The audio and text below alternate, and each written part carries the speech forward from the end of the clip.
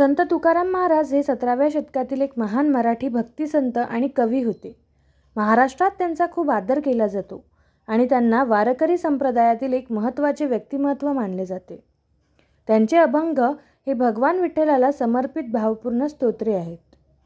त्यांचा जन्म 1608च्या आसपास पुणे जिल्ह्यातील देहू येथे झाला. त्यांचे नाव पूर्ण तुकाराम बोल्लोबा आंबिले होते. ते कुणबी जातीचे होते आणि व्यवसायाने किराणा दुकानदार होते.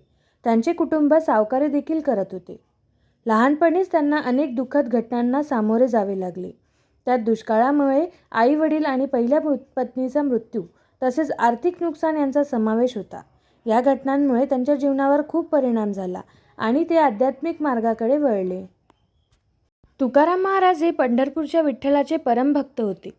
त्यांनी आपला बराच वेळ चिंतन, भक्तिगीते गाण्यात आणि आध्यात्मिक चर्चा करण्यात घालवला. समाजातील विविध घटकांकडून, विशेषतः सनातनी ब्राह्मणांकडून त्यांना तीव्र विरोध आणि उपहास सहन करावा लागला. त्यांना त्यांच्या आध्यात्मिक मार्गावर आणि त्यांच्या निम्न जातीमुळे आक्षेप होते. अडचणी असूनही ते आपल्या भक्तीवर ठाम राहिले आणि अभंग रचने सुरूच ठेवले. तुकाराम महाराजांचे अभंग हे त्यांचे सर्वात महत्त्वाचे योगदान आहे. ते साधे पण गहन आहेत, जे त्यांची गाढ भक्ती, सामाजिक भाष्य आणि तात्विक अंतर्दृष्टी व्यक्त करतात. ते अनेकदा समानता, नम्रता आणि विधीपेक्षा शुद्ध भक्तीच्या महत्त्वाचा पुरस्कार करतात. आजही महाराष्ट्रात आणि जगभरातील मराठी भाषिक समुदायांमध्ये त्यांचे अभंग मोठ्या प्रमाणावर गायले आणि वाचले जातात. एका प्रसिद्ध कथेनुसार त्यांच्या लोकप्रियतेमुळे काही ब्राह्मणांनी त्यांना आपले अभंग इंद्रायणी नदीत बुडवण्यास भाग पाडले. तुकाराम महाराजांनी तळमळीने प्रार्थना केली आणि 13 दिवसानंतर त्यांचे अभंग चमत्काराने पाण्यावर तरंगत वर आले, तेही कोरडे. या घटनेमुळे अनेकांच्या दृष्टीने त्यांची दैवी स्थान निश्चित झाले. छत्रपती शिवाजी महाराजांनी तुकाराम महाराजांना भेट दिल्याचा उल्लेख आहे.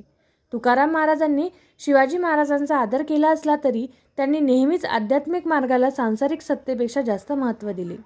पारंपरिक मान्यतेनुसार तुकाराम महाराजांचा सामान्य मृत्यू झाला नाही, तर 1649 मध्ये ते सदेह वैकुंठाला गेले. हा दिवस तुकाराम बीज म्हणून साजरा केला जातो. तुकाराम महाराज हे भक्ती चळवळीचे एक महत्त्वाचे केंद्रबिंदू होते. त्यांनी जात किंवा सामाजिक दर्जाची पर्वा न करता प्रत्येकासाठी देवाशी थेट वैयक्तिक संबंधावर भर दिला. त्यांच्या शिकवणीने अप्रत्यक्षपणे सामाजिक समानता वाढवली आणि कठोर जातीय उतरंडींना आव्हान दिले. ते मराठी संस्कृतीचा अविभाज्य भाग आहेत. त्यांचे अभंग, साहित्य, संगीत आणि दैनंदिन जीवनावर प्रभाव टाकतात.